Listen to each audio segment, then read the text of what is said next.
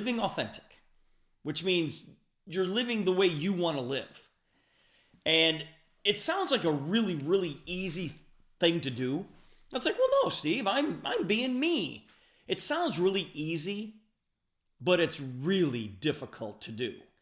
And it's difficult to do because most people live their life trying to mirror others. Okay? And they do that in order to fit in and, to get people to like them and to accept them. The bottom line is this, guys. We dress and we act for other people's acceptance. It's true. We live and we act for other people's acceptance. And this is kind of done as a means of survival in this tribal society that we kind of live in. Oprah Winfrey once said, she said, I didn't know that being my authentic self could make me so rich. If I had known that earlier, I can't imagine how much richer I would be. And so I think it's really important that you do live an authentic life. And I'll give you some points here that I was reading about, and I just wanted to share these things with you guys here today. But number one, it says here that you need to own your reactions to the world around you. Okay? Own your reactions to the world around you. I mean, how you act needs to line up with your core values. In other words, if you don't truly believe in something, stop pretending that you do just to please other people. There was a quote. I was looking at my quotes that I got a whole page of quotes that I had. And I think one of the quotes that I had was, I said, the only person that you need to impress is you. You're really the only person that you really need to impress. And one guy that kind of lives his life like this every single day is Charles Barkley. Don't you guys love Charles Barkley? He's got a new show on CNN with Gayle King, and he's hilarious. That guy doesn't hold anything back. And he's always been that way. It's not like he just changed that, to be on the show. But when he does, the NBA on the pregame show and the halftime shows on TNN or TNT, he's exactly the same way. Charles doesn't hold anything back. He lives a very authentic life. And it's hard to do that. It's really hard to do that when the world is pulling at you. Okay? So that's number one, is own your reactions to the world around you. Number two, be a professional. Okay? Even though you can own the reactions of the world around you, you still have to be professional. Being authentic doesn't mean that you don't show up. Okay? Because guys, I don't feel like working every day, but I still show up. I don't want my surgeon to sit back and go, well, I'm going to live my authentic life today because I don't feel like doing surgery today. So if you're going in for heart surgery and your surgeon decides that he's going to live his authentic life today and just not show up, well, that's not right either. You've got to be professional, okay? Being a pro means that you hit deadlines, you do what you say you're going to do, okay? Number three, no whining. No whining. Complaining is what you do when you blame others. That is not being authentic, okay? And number four, let other people own their problems. Guys, so many times people will try to hoist all of their problems on you, and then they become your problems.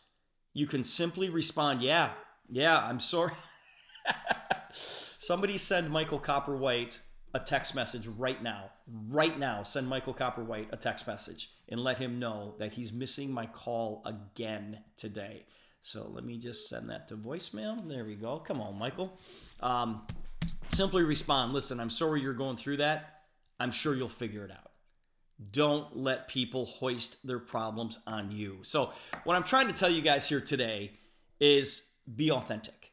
Be authentic, but make sure you're professional and make sure that you do show up, okay?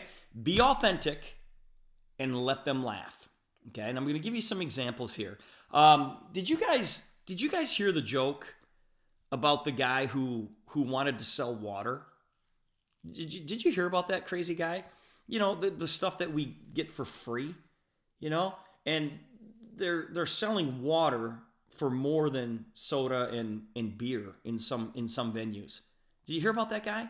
Or did you hear about the guy who bought 160 acres of orange groves in Florida in the middle of nowhere. I mean, this was a wasteland. This guy bought 160 acres to build the happiest place on earth. That guy was nuts, right? Or did you guys hear about the brothers who said that humans would be able to fly and travel great distances? Did you hear about those guys? Those guys are crazy. Or did you hear about the guy who was a miserable failure because he was drilling for oil and he didn't find it? Like, he couldn't find oil anywhere, but he accidentally found natural gas, and then he ended up purchasing the Dallas Cowboys. Yeah, that guy's nuts. Or did you hear about the guy who thought he was an author? Okay? And he started doing these rhymes about green eggs and ham. It's like, man, that guy is crazy. Or did you hear about that one guy who was a basketball player, and he played at North Carolina, and he thought that he could win every single game? Like, every time he stepped on the court, he was like, no, I'm going to win this game. This guy, let me tell you how crazy this guy is. This guy missed over 9,000 shots, and he still had the attitude that he could win every game. And he just kept shooting. It's like, dude, you have missed 9,000 shots. Stop shooting. He goes, nope, I'm going to keep shooting. Or, guys, did you hear about the guy that he said that gas cars would be replaced and phased out by electric cars? Did you hear about that guy? It's like, really? Come on, dude. Seriously? And this is the same guy. Let me tell you how crazy this guy is. This is the same guy who's going to send people to Mars. Mm-hmm.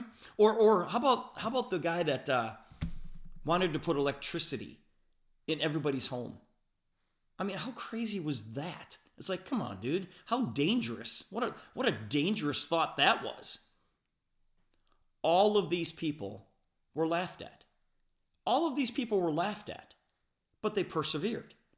And they were authentic in their life. And every single one of these people, okay? Every one of them that I just talked about, they affect your life. They affect your life. Even Michael Jordan, the guy who took 9,000 shots. He missed 9,000 shots. He missed 9,000 shots. That guy affects your life. How? Because when people talk about who's the greatest basketball player in the world ever of all time, people are like, it's Michael Jordan. It's like, oh, no, it's LeBron James. It's like, oh, no, it's Wilt Chamberlain. Oh, no, Michael comes up in conversation. And just for the record, Michael Jordan is by far the greatest basketball player in the history of the game. Yeah. No, don't tell me it's LeBron. It's Michael Jordan. But if you believe it's LeBron James, then own it. Then own it and back it up. And there's absolutely nothing wrong with that. Guys, if you believe, make it happen. If you believe, make it happen. I don't care what it is. I don't care what it is. If you believe, make it happen.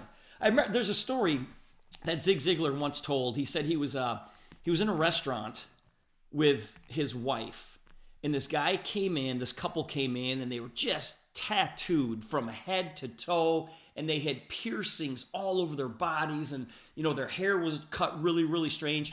And Zig Ziglar said, I would go to war so those people could look exactly the way that they look.